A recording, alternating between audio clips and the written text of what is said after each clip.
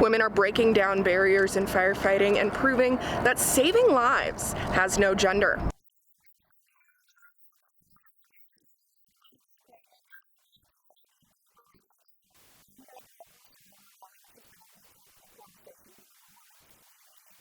I'm Francesca Onofrio, and coming up on KUJH, I visit with White House correspondents Francesca Chambers and Eugene Daniels. And the camp behind me was shut down by the city just 2 days ago, and it is currently being bulldozed, leaving its residents with limited options. A traditionally male-dominated field, Topeka firewomen have been serving the Topeka community since 1985. It really paved the way for the rest of us to get on the job and, to be women in the fire service. So I, give a lot of credit to them for really coming into the fire service. It was a male-dominated field. Out of 244 firefighters at the Topeka Fire Department, 5 of them are women. In a job where a second can be a matter of life or death, they say they are treated with nothing but respect and support from their fellow firefighters. Firefighter Alyssa Conway often gets questions about why she chose to be a firefighter. You tell people that you're going through the fire academy or you're joining the fire department, you always get some surprise looks.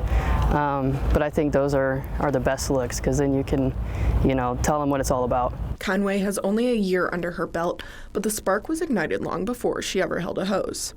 That can be said for others as well.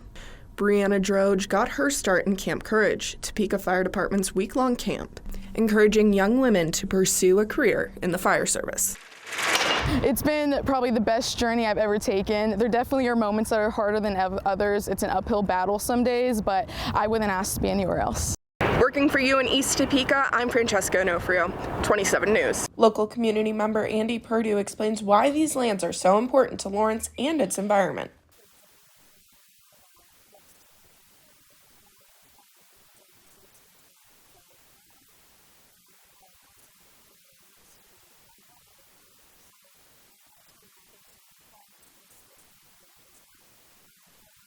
Haskell University lab assistant Courtney King also shares some knowledge about a possible burial site on this land and why this land is so important to the indigenous community.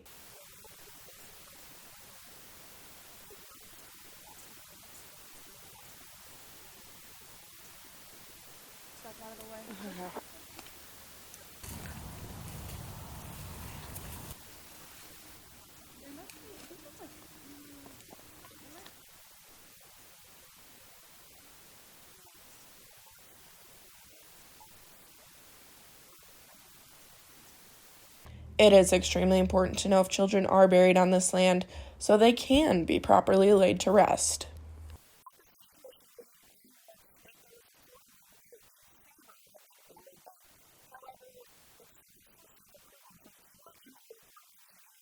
According to the U.S. Census Bureau, the population in Lawrence has been consistently growing over the past 24 years, which means more people are calling 911, leading to longer response times. Simon Stevenson, a paramedic engineer and the secretary of the Lawrence Firefighter Union, shared more about the safety concerns for the citizens of Lawrence.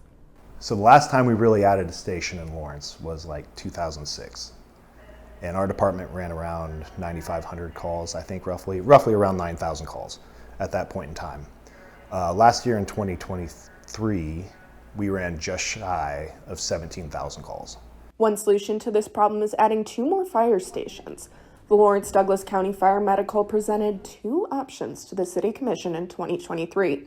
However, the expansions would be funded by additional property taxes. Having 2 new stations would help with response time to areas that are not as close to current stations. However, the recent 2025 budget approval did not come without compromises. One compromise would be dropping firefighters from 4 people per truck to 3 people per truck. The National Fire Protection Association has a required number of staff that must be at each alarm of fire. For a low-level alarm fire, a minimum of 15 firefighters must be on scene. For a mid-level alarm, a minimum of 28 firefighters must be on scene. And for a high-level alarm fire, a minimum of 43 firefighters must be on scene. If you drop from 4 to 3, it doesn't change the amount of people that you need at that incident. It changes the amount of trucks you're taking to that incident to get people there. but Lawrence has a maximum of 36 firefighters on staff at one time. The city decided to keep 4 firefighters to a truck, but has delayed the approval of the expansion of 2 new stations. With the population growing, there needs to be more resources to keep people safe. The approval of the 2 new stations has been pushed back by at least a year. 3, 2, 1. And they're off. Competitors were able to choose whether they wanted to compete in a 5K or a 10K. Some decided to walk the course, but others have been training to run this race.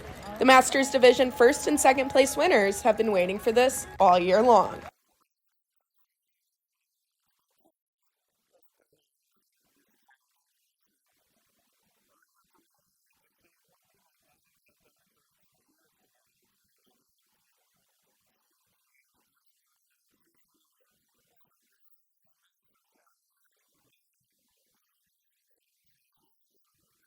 This event couldn't have happened if it weren't for the volunteers that helped put it together.